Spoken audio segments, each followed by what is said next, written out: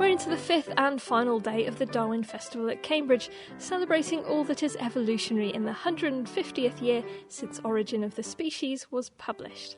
I'm Diana O'Carroll from The Naked Scientists, and today we saw talks on our ability to adapt to the changing climate across both short and long terms. Just how long will it take to fix our planet? Sir Brian Hoskins. First, we're already committed to the climate change over the next 20 years, 2030 or so. And so what we do now will affect the latter part of this century. And in fact, it's more than that. What we do in this next 50 years or so will actually influence the planet for the next 1,000 years or more. And the present calculations suggest that if we let the CO2 in the atmosphere rise up to a certain level and then come to our senses and say, oh, no more emissions, after 1,000 years, you'll still have 40% of that extra CO2 in the atmosphere. The temperature will still be within half a degree of the maximum, and the sea level will be rising for another 3,000 years. So there's a commitment. We're already committed to some. What we're doing now says what commitment are we leaving for the next 100 years, for the next 1,000 years. It's an amazing responsibility we've got. Professor Sir Brian Hoskins from Imperial College London, and what we can expect from climate change. But for now, can we expect to meet targets on lowering fuel emissions? Duke of Eldhouse spoke to Sir Brian Heap. Well, here you come up against the question of more developed countries against less developed countries. And of course there is a sharp issue here, a very sharp issue, which is going to have a great effect in Copenhagen in December. My own view is that in Copenhagen, I suspect we may see deep failure. And I think the failure will derive from the fact that we are not going to meet the targets for mitigation. We are not going to be able to reduce emissions sufficiently. Therefore, we have to fall back on the next aspect, which is adaptation. Adaptation, I think, is going to be the crucial issue because we're going to have to learn how to adapt to these new environments and all that will bring with it. And we're going to need to help, to a much greater extent, less developed countries that are going to be affected even more than we are because of the extent of global poverty. Are we going to have time to adapt? No, I don't think we are. I think this is a crucial issue. Brian Hoskins has already drawn attention to the fact of what we do in the next 20 years determines whether we're going to have any prospect of having an impact over the next 1,000 years. I think I'm a little more pessimistic than that because I think there is a really serious problem here about drawing people's attention to the importance of adaptation and the changes in lifestyle that would be necessary for all of us. And I'm a consumer just as much as you are. Professor Sir Brian Heap on our ability to adapt to climate change, speaking to Duke of Eldhouse. But another method by which organisms can cope with a changing environment, along with adaptation, is cooperation. Lord Robert May. We start with the problem that here we are celebrating Darwin. Darwin had certain problems in his own time, like without understanding nuclear fusion, you couldn't understand how the sun had been around long enough. But the great remaining unsolved problem in evolutionary biology is how cooperative behavior among big associations of unrelated people can arise and persist.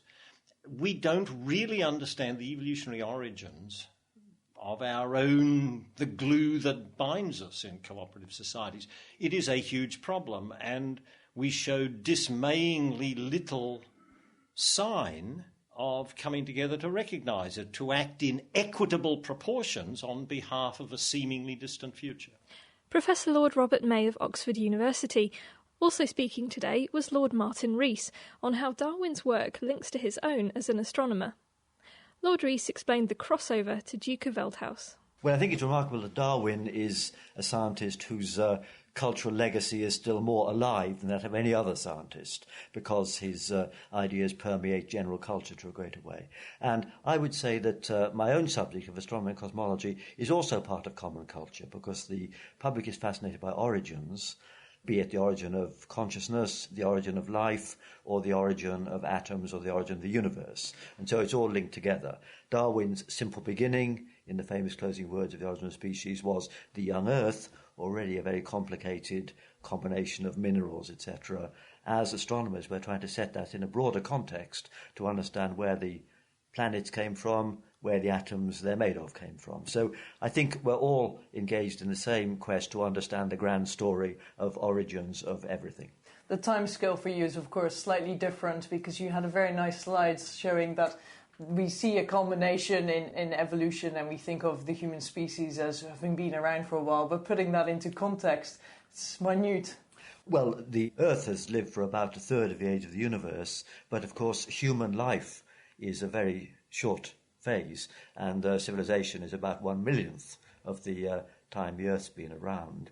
But one point which I think astronomers can emphasize is that the universe and even the sun has a long time ahead of it, and so I think we should really speculate seriously about post-human evolution, because there is billions of years ahead for human life here on Earth and far beyond to develop. And moreover, the evolution now is controlled by human beings and is happening on a far shorter timescale than traditional natural selection by Darwinian evolution. So things are going to happen very fast, and there's a huge amount of time in which they can happen. So the future is even more exciting than the past. Lord May, coming back to that, he's just mentioned post-human evolution. That's always a slightly unnerving thought, but if we don't succeed in cooperation, I suppose that's certainly where we're heading. Is there any feasibility with the increasing population that's happening to our planet at the moment that cooperation will be forced upon humans? Is that likely to happen, do you think? Well, I'm reluctant to make predictions about things like that because I've got a collection of quotes of silly predictions people have made. But I don't believe we will ever wipe ourselves out. But I think the real question is, as we proceed, depending on how we act, what sort of a planet we're going to leave for the people that come later, whether it's going to be something like some of the more imaginative science fiction movies, as I said last night, optimistically maybe like Blade Runner, pessimistically maybe like Mad Max. And I think more generally, building on what Martin said, one of the really interesting questions that people like Martin open for us, as we discover more and more planets seemingly suitable for life, I, for one, believe evolution is the thing that will occur on all of them. But the interesting question is the kind of runaway to catastrophe that we're facing if we don't act a natural stage in any evolutionary process, or is it some pathology confined to our particular history? So are earthbound civilisations fated to rise and fall. Lords Robert May and Martin Rees speaking to Duke of Veldhouse. We can see evidence of civilisation boom and bust in archaeology, and species bloom and fade in the fossil record. As Chris Stringer explains, the fossil record we have now would have been something of a luxury to Darwin. Well, I suppose you can say that even the idea of evolution and of a deep time for Earth history, even that was controversial. And of course, for some people today, it's still controversial. But I think for humans, yes, it was a big challenge. Certainly, as we've said, the lack of physical evidence in terms of fossil evidence. But on the other hand, there was a huge amount of comparative data already building up in his time. So there was all the anatomical data, the behavioural data. I think what was interesting for The Descent of Man is that although Darwin, of course, had been establishing natural selection as the main mechanism of change in evolution, interestingly in 1871 with The Descent of Man, he ends up arguing that actually natural selection can't explain some of our human features, some of our so-called regional racial differences, for example. He argued it was difficult to find an evolutionary explanation for those, and he thought sexual selection was actually more important in the production of the differences we find between living populations in the form of the hair, the eyes, the nose, the lips, and so on. So interestingly, he moves away from natural selection for those processes and looks at sexual selection, or what we now say as cultural or social selection. And I think he was probably right about that indeed most of our features can be explained by natural selection, and this might include skin colour. But I think that human cultural preferences, different ideas of beauty, for example, have steered the course of human evolution recently, increasingly so. So I think in the last 50,000 years, the development of these regional differences have come about through 4 different processes. Natural selection, certainly for some, drift, because populations get isolated and go down their own road almost by chance. Founder effect, small numbers of people moving out of Africa and founding new populations, and maybe they're not necessarily typical of their parent group. and then sexual or cultural selection. And I think the last one is important in the recent part of the story. Chris Stringer from the Natural History Museum on how natural selection doesn't act alone in humans. Darwin started off as a creationist, and it was only through his search for explanations of his finds that he came to such a famous conclusion. David Fisher spoke to Frank Sulloway. Well, there's no question now that the conversion to evolution was after the Beagle voyage, and for a good reason.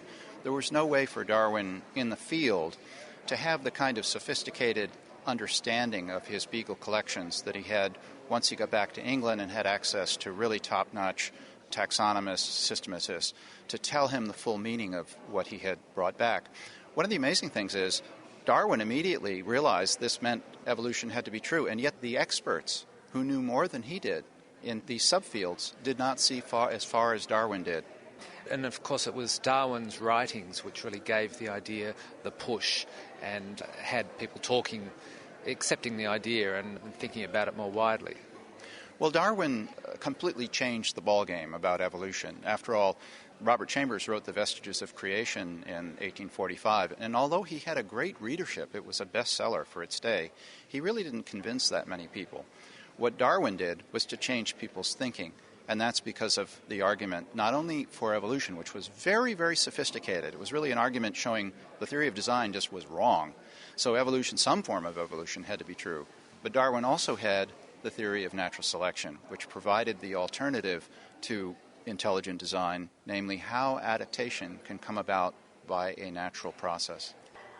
That was Professor Frank Sulloway from the University of Berkeley in California, speaking to the ABC's David Fisher. And finally, it may be the end of the talking part of the Darwin Festival, but the Fitzwilliam Museum in Cambridge will be running their exhibition Endless Forms until the 4th of October. I asked James Secord what was involved in setting up the exhibition. I think in many ways the whole festival grew out of a desire among a number of people in the museums to collaborate and work together. And I think it's been extremely interesting the way in which the various museums have illustrated different parts of Darwin. The Fitzwilliam exhibition, in many ways, Endless Forms, is, I think, the most exciting of these exhibitions, partly because it's very experimental. It's a real attempt to try to explore different ways of thinking about the relationship between science and the fine arts.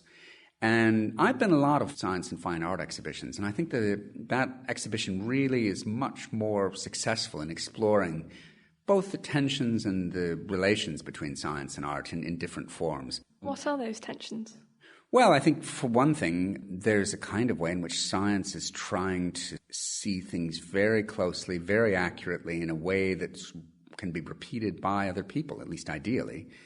Whereas art, particularly during the course of the 19th century, increasingly became oriented around ideas of individual creativity and the calling up of particularly emotional feelings and so forth.